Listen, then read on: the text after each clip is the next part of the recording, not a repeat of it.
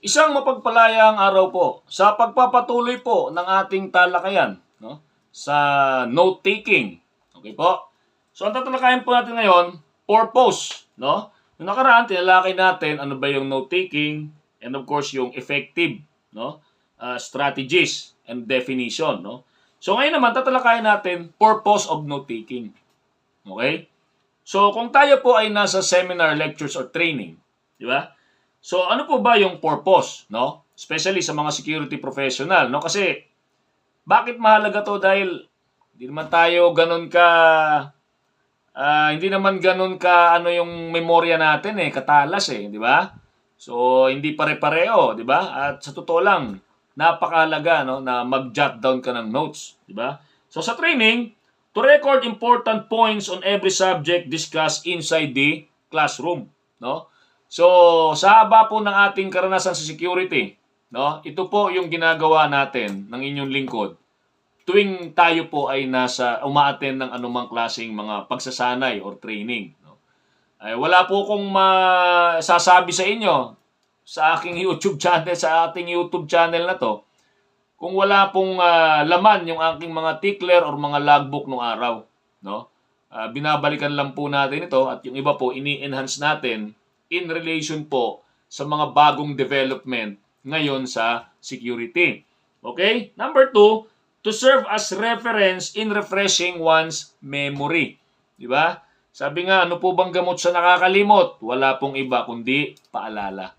Di ba? So, refreshing one's memory. Okay po? So, number 2, on security guard. Okay? Or security professional.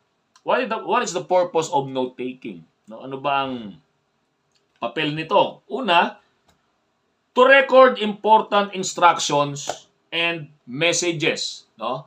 So lalo na po ngayon, nung araw, kadalasan po ng instruction sa mga security professional verbal, no? Verbal instructions, written instructions, no? Ngayon po, because of the advent of technology, no? Android phones, smartphones, di ba? Kung minsan yung instruction, Viber, Messenger, no? So, ganun na lang po di ba?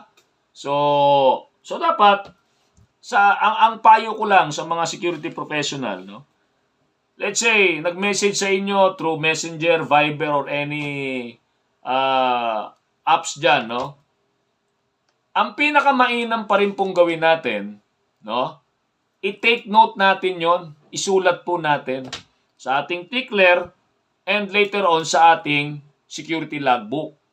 Kasi kung Viber or Messenger or what, no, any form of media apps lang 'yan, no, ay SMS or what, madali pong burahin 'yan Di ba? So pwedeng may mga ganun. Later on magkatanggihan diyan, di wala ka na. Okay? No? So number 2, to record key and important points of events, no? So merong may program, may sitwasyon, no? So, ano ba yung mga highlights ng events na yan, no? Ng event na yan, di ba? Ng programa na yan. Okay?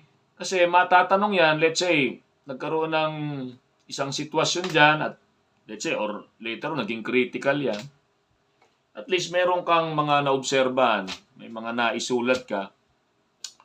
So, during the let's say nagkaroon kayo ng ang tawag nito? Assessment, no? Post assessment, no? Post activity assessment, diba? So pwedeng mai-consider yung mga punto na yan para sa mga susunod na event hindi na mangyari. Okay po? So to serve as reference on formal recording, no? So kung minsan kasi sa totoo lang hindi tayo pwede basta-basta magbura sa logbook, no? Kaya yung iba yung ginagawa bago magsulat sa logbook, sinusulat muna sa tickler or what. So, wala naman pong problema doon, no? And of course, the purpose of note-taking, no, just in case gagawa ka ng isang formal na report, especially kung yan ay investigation report, no? So, napakahalaga ng mga details or facts na naisulat natin sa ating note-taking. Okay? So, lastly, no? So, to serve as proof of one's presence, no, as performance of duty. So, Siyempre, nag-duty ka ng 12 oras, imposible naman po na sa loob ng 12 oras na duty mo, wala tayong naisulat sa ating tickler o sa ating logbook. Di ba?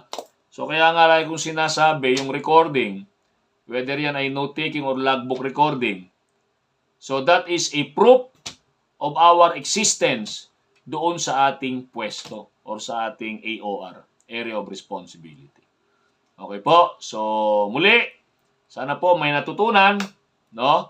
So maraming salamat po, stay safe, be alert, and be aware.